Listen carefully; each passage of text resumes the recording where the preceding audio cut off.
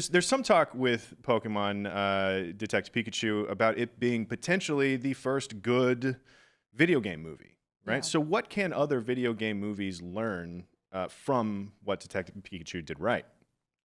I actually think Detective Pikachu nailed this fan service. I don't want to talk too much about other video game movies, but I think a huge fault is trying to be like, oh, well, like the endemic fan base would love this or they'd love that, and then it coming off as like some corporate executive making those decisions and feeling really inauthentic, and there being this huge disconnect. And Detective Pikachu didn't have that at all. It felt super genuine. It felt like the people who were making this film clearly understood what the fan base wanted out of this, the first time that we're seeing live action Pokemon in a live action Pokemon world. And I think they nailed it. Like I said, I would be happy just watching like the world. It also helped that Detective Pikachu was based on a game, Detective Pikachu, that most people really didn't play. Like, some people did, but it wasn't like one of the big core series hits that everybody plays. It was sort of like a side spin-off, and I think the movie could use that to its advantage because it approached the Pokemon franchise from a unique, different angle. Like, you're solving a mystery and gathering clues. You have this like very interesting lead character who's a talking Pokemon, which we're generally not used to unless you're talking about like Meowth or something.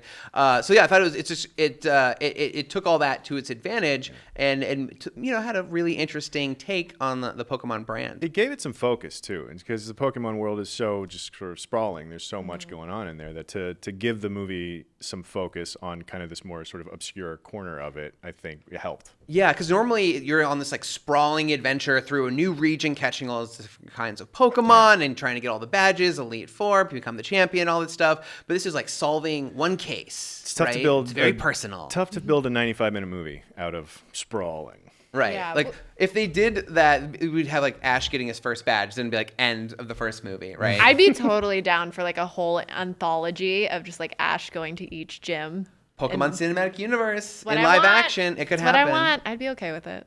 Yeah, and I will say too, because Pokemon is such a really specific world that people are very specifically into, and it's one that I've managed to avoid completely. I got it. Right, like I understood the dynamics that were happening between some of the characters and some of the Pokemon. Like I of course I didn't know any of the Pokemon's name, but I understood the world that we were living in, and it didn't bump me at all that there were just these weird little monsters running around with everybody, directing traffic and all that stuff. So, so even for a complete outsider, like the world building that they did was absolutely spot on. I want to ask you about Mr. Mime because I know you had a very strong connection with that character, which I think all of us did. I thought Mr. Mime was one of the best parts of the movie. He was my favorite part. That was a sequence that, I don't know Mr. Mime at all, but like it was hilarious. It was a legitimately wonderful sequence that had a lot of, it was fun for literally anybody. So in terms of that, like, steeping a video game movie in the culture of the video game and of the video game fans, they did a good job of, I think, balancing it pretty well.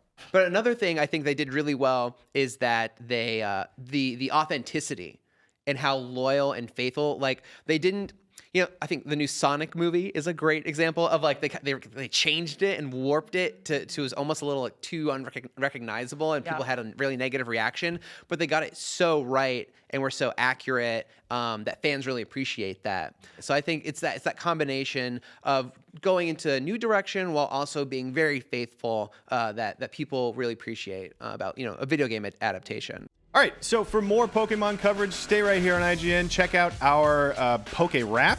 We got a new version of the Poke Rap out there, and the Pokemon Detective Pikachu ending explained. And as always, please subscribe to wherever you like to watch IGN.